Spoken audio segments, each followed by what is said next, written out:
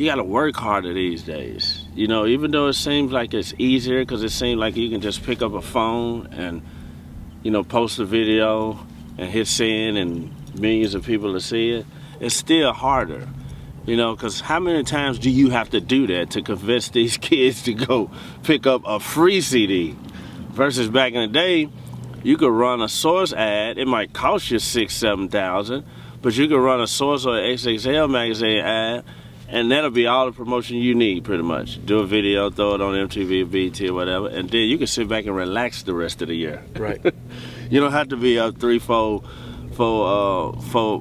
in the morning, tweeting, Instagram, Snapchatting, blah, blah, blah. This, that, YouTube, this, that. I mean, I remember some days I was sitting up watching Juicy, maybe like 5, 6 years ago.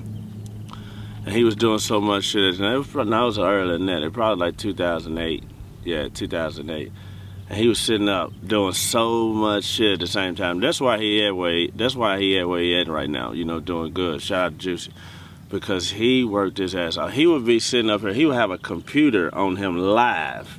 He would have his laptop up in the studio, letting people see us in the studio, and they'd be coming on the side. And I used to see Soulja Boy and Bow Wow and all them be sitting up playing Nintendo games or whatever, doing this. He would have that up doing that, while at the same time he tweeting and this and that and this and that. And I was like, God damn. I was like, boy, you gotta do a lot of work to keep these. Stay relevant. Yeah, to keep kids, because the attention span is so short. I'll never forget, me and just still laugh about the day we walked up and down Bourbon Street and Canal and all that New Orleans, passing out flyers that we made. We couldn't even afford to get real flyers.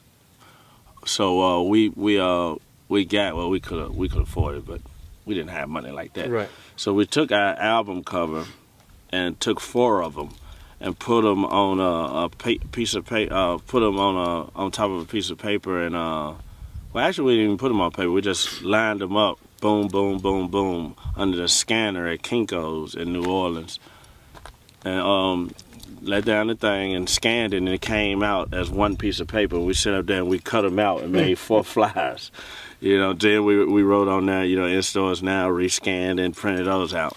And we walked up and down the street to our shirt. We had these 3 6 Mafia shirts on. Shirts were sticking out our back. It was so hot in New Orleans. I was like, God damn, it's hot down here.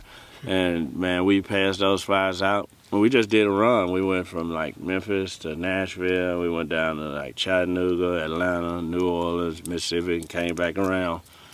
And then we would go down to Atlanta to Freaknik when they had Freaknik. Mm-hmm.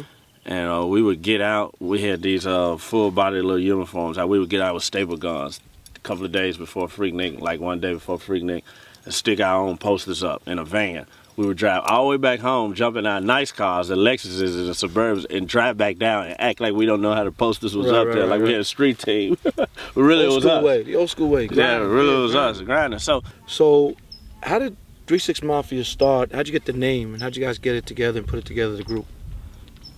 Man, the name came from, I came up with the name from something that Lord Infamous said in a song a long time ago.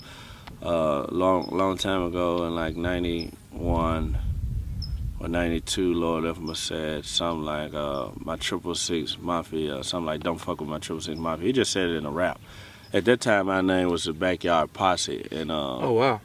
And how that happened was, I knew this dude named Homicide, and he introduced me to Juicy. And they already had their crew, so they ended up putting me in their crew when they found out I could make beats. And I brought Lord Infamous in, because me and Lord Infamous was already together. And then Juicy ended up falling out with the Homicide dude, and then I just kind of took a hold of the crew and started building it from there. So I changed the name to 666 Mafia, and then I brought in, Juicy and Pat stayed, and then I brought in all of my friends. Everybody who I went to school with, Coops the Nigga, Coops Nika, Crunchy Black, Gangsta Boo, and then so then other people started coming because our team was so strong. Other people started coming from the city, leaving rival groups to come to us, like Skinny Pimp and 211 and REN. And before you knew it, we ran the whole city, man. It was like 30 of us. So how do you feel like, look, how did Juicy stay relevant? He gets down with Wiz and Taylor Gang, and he's, you know, Juicy's been in the game and sold millions of records, and then goes with a younger guy. How'd you feel about that? Man, you know, I just felt that he was doing a good move. You know, Wiz Khalifa, a smart guy. You know, and he brought what I was told the deal was he brought Juicy in to help him find some talent. You know, or whatever, or run the Taylor Gang label for him or whatever.